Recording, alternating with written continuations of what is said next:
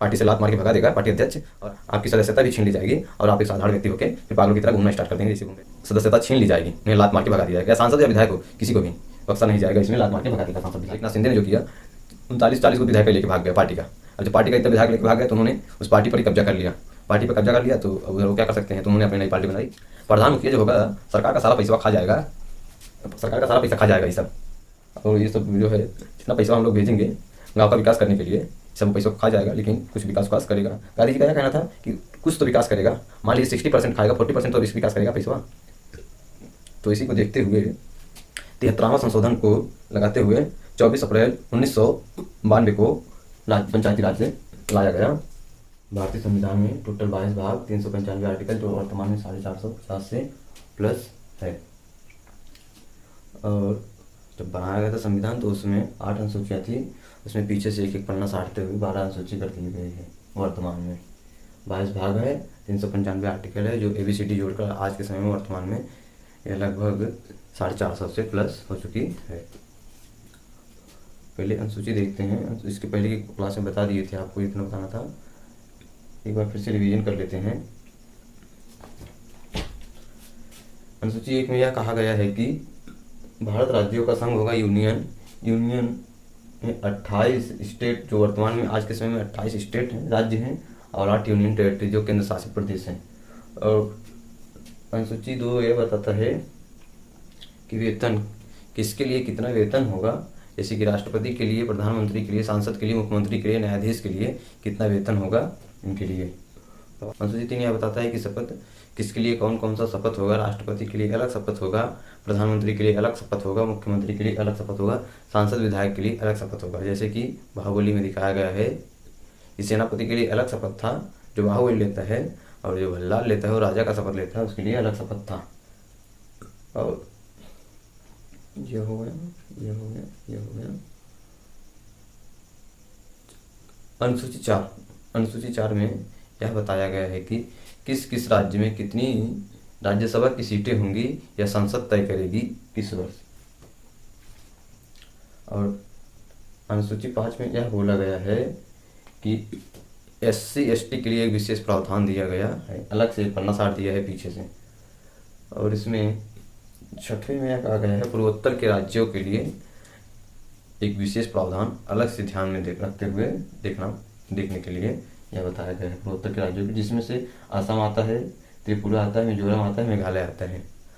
इसका ट्रिक है ATMM, असम, त्रिपुरा, मेघालय, मिजोरम। और 7वां जो है शक्ति का विभाजन है। शक्ति का विभाजन है, शक्ति के विभाजन में यह कहा गया है कि भारत में जो संघात्मक सरकार होगी, एकात्मक नहीं संघात्मक सरकार होगी, संघात्मक सरकार में कैसे शक्ति को बांटी जाएगी, कौन सा कार्य राज्य सरकार करेगी, कौन सा कार्य केंद्र सरकार करेगी, यह बताया गया है। और 8 में यह बताया गया है भाषा कि कौन कौन सी भाषा किस किस राज्य में या कैसे चलेगी, यह 8वीं भाषा का चर्चा किया गया है। जो कि जब संविधान बना था तब उस समय 8वीं अनुसूची थी। 8वीं अनुसूची में यह बताया गया था कि 14 भाषा, जो कि आज के समय में इसको 22 कर दिया गया है। और 9 में क्या है, भूमि सुधार।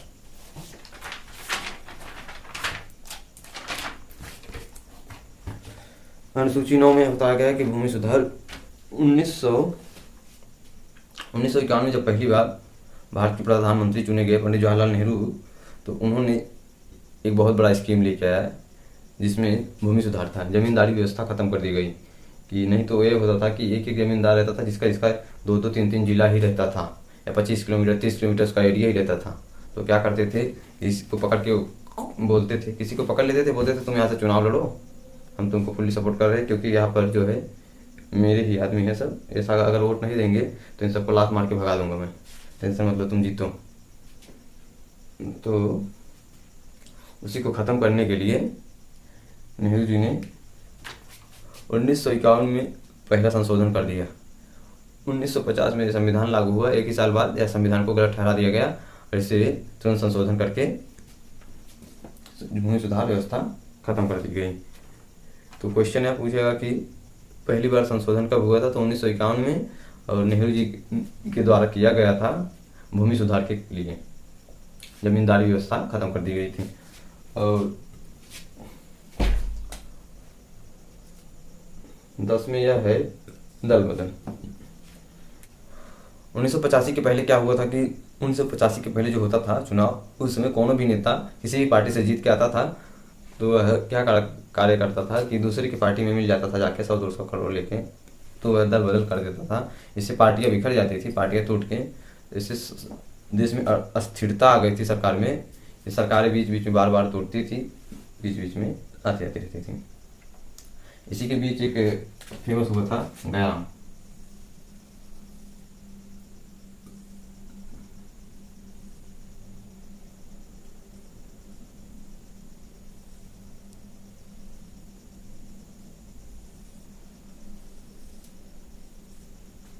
यहाँ का हरियाणा का रहने वाला था, यहाँ का गयाराम।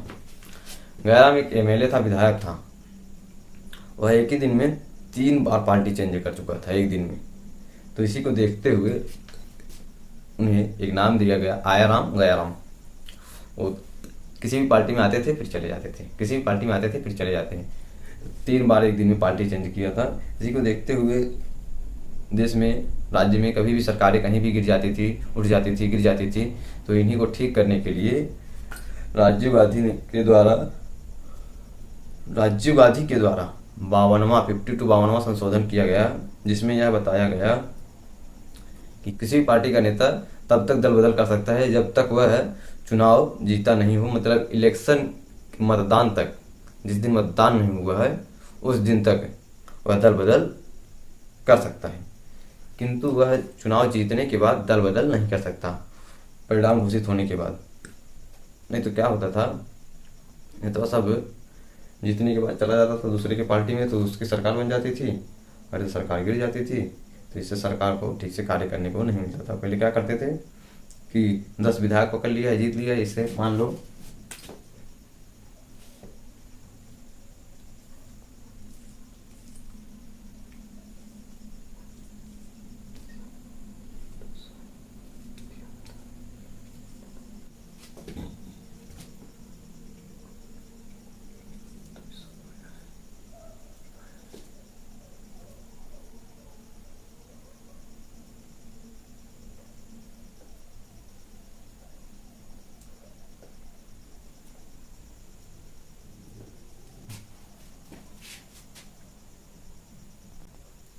जैसे कि उदाहरण के तौर पर देख लेते हैं, एबीसी पार्टी हो गई, ये पाया है 273 सीट केंद्र में, समझ लीजिए जैसे 273 सीट पाया है, अभी पाया 210, और ये 62 पाया है। लेकिन इसने पूर्ण बहुमत पाया है, ये जो है पूर्ण बहुमत पाया और सरकार बना लिया है।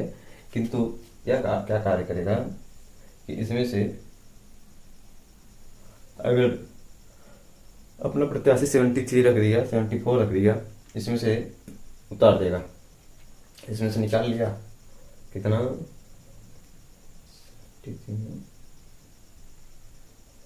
मान लीजिए 65 के लिए इधर, और 210 ये जोड़ लो, 260, इसमें से 65 के 65 ले लिया, 200 इसका 210 है ही, 210 मिला के कितना हो जाएगा, 265, 500।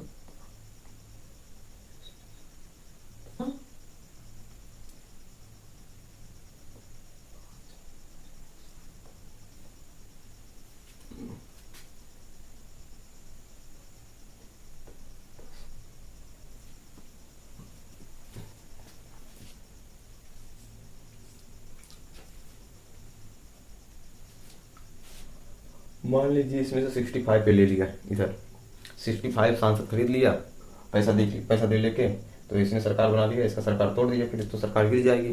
तो जब सरकार जो बनाएगा तो वो पैसा दे के बनाएगा, जो सांसद विधायक खरीदेगा सांसद को, वो पैसा दे के खरीदेगा। जब सरकार में बैठेगा तो पहले तो अपना कर्जा पूरा करेगा, जो सांसद विधायक को खरीदा है उसको पैसा दिया है ना, पैसा तो पूरा करेगा, निकालेगा ही। पहले देश की अर्थव्यवस्था के तेल लेने वो सब नहीं देखेगा, पहले अपना काम बनता, भाड़ में जाए जनता, उनको ये सब नहीं लेना देना है। पहले जिनको इतना पैसा दिए थे, 65 को 65 करोड़ रुपया दिए थे, तो उसको तो वसूलना पड़ेगा ना, पहले यही कार्य करेंगे, देश जाए भाड़ में, देश को कुछ नहीं लेना देना है, पैसा पहले वो वसूल होना चाहिए।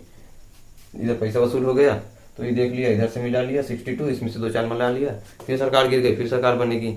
जो जितना खरीदेगा बार बार उसको पैसा नुकसान तो देश का ही होगा ना। इसको देखते हुए राजीव गांधी ने दल बदल प्रावधान लाया, जिसमें यह बताया गया कि अगर नेता जाएगा तो अगर एक विधायक सांसद जा रहा है जीत के पार्टी से, अगर वह दल बदल करने की कोशिश कर रहा है तो उसको लात मार के भगा भी देगा। पार्टी अध्यक्ष जो उसको लात मार के भगा भी देगी और उसकी मान्यता भी छीन ली जाएगी और वह एक साधारण व्यक्ति हो जाएगा। एक साधारण व्यक्ति की तरह दिन भर इधर पागलों की तरह घूमता रहेगा। क्या फायदा? इससे अच्छा पार्टी में बने रहो। पार्टी को बनाए रखने के लिए, मजबूत करने के लिए, सरकार को भी मजबूत करने के लिए उन्होंने दल बदल प्रावधान लेके आया। प्रावधान दल बदल में कोई भी पार्टी बदलने के लिए बदल सकता है, उसके लिए भी एक अलग कानून बनाया गया है कि यदि पार्टी जीती हुई पार्टी की 25% यानी 33% से 33 3 भाग में से एक भाग जो है यदि जाना चाहती है तो वह एक नई पार्टी का निर्माण करके बनाकर वह जा सकती है, किसी अन्य पार्टी से मिल सकती है, वह किसी अन्य पार्टी से मिल सकती है।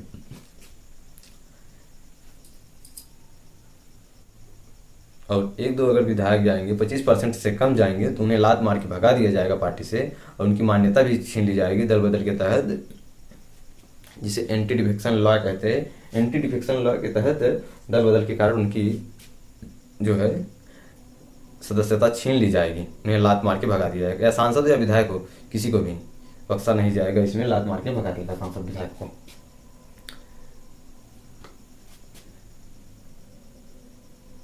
और ऐसे भी जा सकते हैं। दूसरा रास्ता यह है कि यदि पार्टी अध्यक्ष नहीं चाहता है जाना, लेकिन उसके सांसद विधायक जो हैं, उनके जीते हुए दल के प्रत्याशी जो है, यदि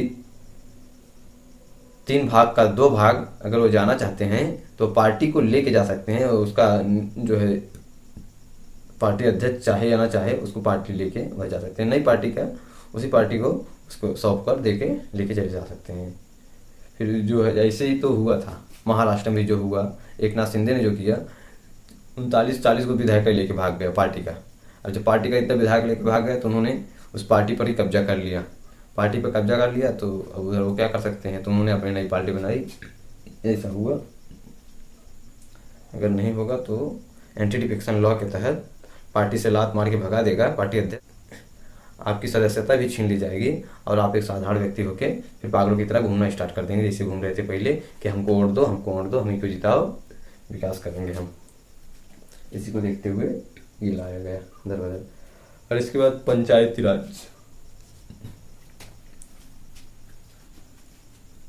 पंचायती राज जो है 73वें संशोधन के तहत यह जोड़ा गया था। पंचायती राज 73वां संशोधन 24 अप्रैल 1992 को जोड़ा गया था, या कहीं कहीं ये भी देता है 1993 भी, 24 अप्रैल 1993। यदि ऐसा क्वेश्चन देता है कि 1992-93 अगर नहीं दे रहा है, यदि 92 नहीं दे रहा, 93 दे रहा है, 95 दे रहा है, 98 दे रहा है, 99 ऐसा दे रहा है तो आप 93 मार सकते हैं। यदि 92 आ रहा है उसमें तो 92 मारना जरूरी है आपको। यदि 92 नहीं मारोगे तो लटक जाओगे, फिर इसके बाद बोलोगे रिजल्ट नहीं हुआ। पंचायती राज आना बहुत जरूरी था, इसे लाने में बहुत देरी इसलिए हो गया क्योंकि जब संविधान बना था, जो अम्बेडकर साहब थे वह पंचायती राज के बहुत खिलाफ थे, क्योंकि उनका कहना था कि प्रधान मुखिया जो होगा सरकार का सारा पैसा खा जाएगा, सरकार का सारा पैसा खा जाएगा ये सब, और ये सब जो है जितना पैसा हम लोग भेजेंगे गांव का विकास करने के लिए, सब पैसों को खा जाएगा, लेकिन कुछ विकास करेगा नहीं। तो ऐसा तो नहीं हो सकता है ना। यदि कोई समस्या उत्पन्न हुई है तो उसका कोई निवारण है, उसको डायरेक्ट उसको बंद नहीं कर देना चाहिए ना। कोई समस्या उत्पन्न होती है तो उसका हल निकालना चाहिए, ना कि उस पेज को ही बंद कर दिया जाए, उसका हल देखना चाहिए। ऐसा देखा जाए तो सांसद विधायक उससे भी ज़्यादा लूट रहे हैं, तो सांसद विधायक ही ये सब बंद कर दो। तो गांधी जी ने यह कहा कि देखिए जो है पैसा जो हम डालेंगे हम लोग यहाँ से, भारत जो है गाँव का देश है और स्मार्ट सिटी की हम लोग बात करते रहते हैं। स्मार्ट सिटी जो है ऐसे नहीं बनेगी, पहले गाँव को स्मार्ट करना पड़ेगा, फिर इसके बाद ये सब होगा।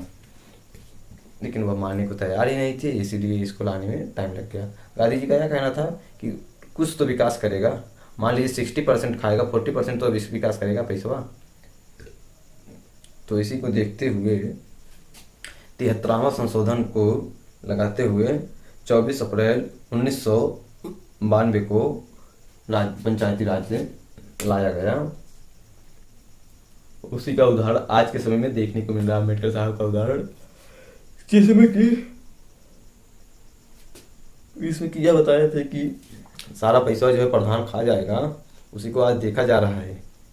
लोग करता क्या है, 4-5 लाइट सरकार भेजेगी, एलईडी भेज दी, लाइट भेज दिए, तो पहले क्या करेगा, पहले अपने दरवाजे पे लगाएगा, एक किचन के सामने लगाना है और कौन कौन वोट दिया है उसको उसको देना है, नहीं तो जो जो तुम वहीं वोट दिए थे तुमको नहीं देना है। ऐसा करता है ये सब आजकल का प्रधान सब पंचायती राज में। और पंचायती राज लाना इसलिए ज़रूरी हो गया था कि पंचायती राज के कारण यदि कोई आम नागरिक जो है, यदि वो अपनी समस्या लेके जाएगा तो किसके पास जाएगा, डायरेक्ट सांसद विभाग के पास तो जाएगा नहीं। अगर छोटा मोटा जो है काम में चक्रोट निकलवाना है, सड़क बनवाना है,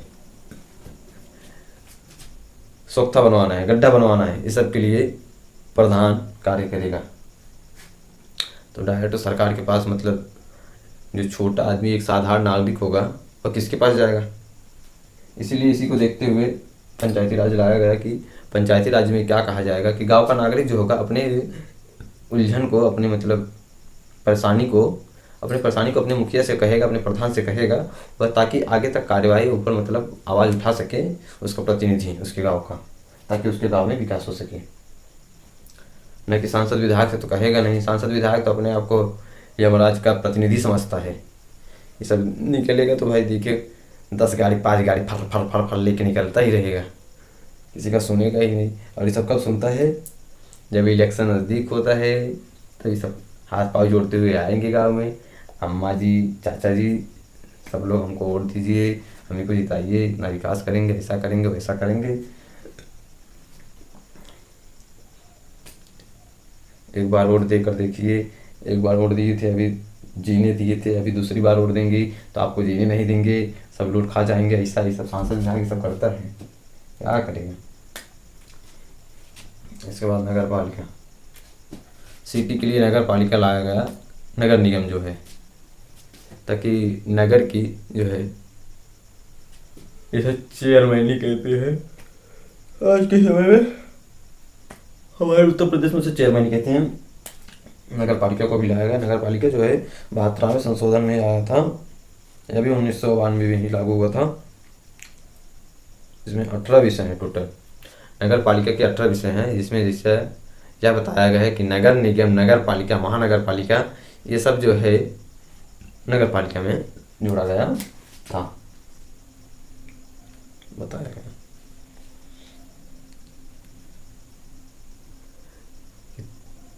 3 लाख की आबादी पर एक नगर पालिका होगी, जो शहर के लिए कार्य करेगी, शहर का डेवलप करेगी, शहर में स्कूल देखेगी, बनाएगी, और नल नाले पानी का सुविधा करेगी, आने जाने का, पानी आएगा कैसे, जाएगा कैसे, कहाँ पर रोड खराब है, कहाँ पर ठीक नहीं है, यह सब कार्य नगर पालिका करेगी नगर के लिए। और जो पंचायती राज होगी प्रधानी, और प्रधान अपने गांव के लिए करेगा, किसको नल देना है, किसको संडास बनवाना है, किसको अनाज देना है, यह सब वो कार्य करेगा, किसको किसको लाइट देना है, यह सब कार्य प्रधान करेगा। क्योंकि प्रधान जो है गांव से जीत कर जाएगा पंचायती राज में, इसलिए वह गांव का देखेगा। और नगर निगम जो है वह सिटी के लिए बनेगा, किसी भी सिटी को वह मैनेजमेंट करेगा। इसमें यह बताया गया है। इसकी चर्चा एक बार फिर से फटाफट देख लेते हैं। अनुसूची 1 में कहा गया है कि भारत राज्यों का संघ यानी यूनियन होगा, इसमें 28 स्टेट और 8 यूनियन टेरिटरी। यूनियन टेरिटरी यह होता है कि किसी भी देश का मुख्य भूमि वह जो कंट्रोलिंग पावर से, उसके कंट्रोलिंग सीमा से दूर हो, उसे यूनियन टेरिटरी कहा जाता है। इसलिए क्योंकि वहाँ पर कोई भी देश कब्जा कर सकता है, या तो कोई भी देश लुभावनावादा देख के अपनी सेना उतार के उस देश के लिए संकट मोल पैदा कर सकता है, इसलिए इसे यूनियन टेरिटरी बनाया जाता है। वेतन, ये भी दूसरे में वेतन बताया गया है, किसके लिए कितना वेतन होगा, शपथ किसके लिए कौन सा शपथ होगा। 4 में कहा गया राज्यसभा किस किस राज्य में कितनी राज्यसभा की सीटें होंगी और कब कब ये बढ़ेंगी, यह संसद तय करेगी। और 5वें में यह कहा गया है कि SC ST के लिए विशेष प्रावधान। और 6 में यह बताया गया 6वें संसूची में पूर्वोत्तर राज्यों के लिए एक विशेष प्रावधान या विशेष दृष्टि से देखने के लिए। इसमें आता है असम, त्रिपुरा, मिजोरम, मेघालय। असम, त्रिपुरा, मिजोरम, मेघालय। असम, त्रिपुरा, मिजोरम, मेघालय। असम, त्रिपुरा, मिजोरम, मेघालय। इसे याद करने का ट्रिक है ATMM, शक्ति का विभाजन। सातवें में शक्ति का विभाजन कहा गया है कि केंद्र के लिए और राज्य के लिए कौन कौन सा शक्ति होगा जिसमें से वह कार्य करेंगी, उसका सांसद विधायक इसमें कैसे लूटेगा। शक्ति के विभाजन में यह बताया गया है कि केंद्र सरकार का सांसद विधायक कैसे लूटेगा, राज्य सरकार का सांसद, केंद्र सरकार का सांसद कैसे लूटेगा और राज्य सरकार का विधायक कैसे लूटेगा, इसमें शक्ति के विभाजन में बताया गया है। अब 14वें भाषा रखा गया है, 8वें भाषा रखा गया है। वर्तमान में 22 भाषाएं जो बना था संविधान, उसमें 14 भाषाएं थी। भूमि सुधार 1951 में आया था, पहला संशोधन था यह, और यह पंडित जवाहरलाल नेहरू के द्वारा साटा गया था। पंडित जवाहरलाल नेहरू के द्वारा ऐसे एक बुक में पीछे से साट दिया था। एक और अलग से अनुसूची, दल बदल, राजीव गांधी के समय में लाया गया था, ताकि कोई नेता जीता वो प्रत्याशी किसी भी दूसरे पार्टी को ज्वाइन न करे, देश में किसी भी पार्टी को तोड़ने की कोशिश न करे और पार्टी को मजबूत बना रखा जा सके। किसी भी पार्टी को मजबूती तरह से रखे जाने के लिए दल बदल लाया गया। पंचायती राज, गाँव का मुखिया कैसे लूटेगा, इसमें यह बताया गया है, 11वां में यह बताया गया है कि पंचायती राज गांव का मुखिया प्रधान कैसे लूटेगा गांव वालों को, और देश सरकार की मतलब राज्य सरकार की पैसा कैसे खाएगा। ये जो है पंचायती राज राज्य सूची में रखा गया है, यह राज्य सूची के लिए है पंचायती राज। और नगर पालिका जो है यह बताया गया है कि नगर निगम जो होगा अधिकारी जो जीत के आएगा चेयरमैन, वह नगर को, सिटी को कैसे लूटेगा, वहाँ की मतलब पैसे वहाँ लोगों को मैनेजमेंट करेगा, यह इसमें बताया गया है। आज के लिए इतना काफ़ी है। इसके आगे क्लास नेक्स्ट क्लास में करेंगे। अब इसके बाद शुरू होगा आपका जो है संविधान का भाग। अब इसमें से भाग 1 शुरू होगा आगे की क्लास में। तब तक के लिए जय हिंद।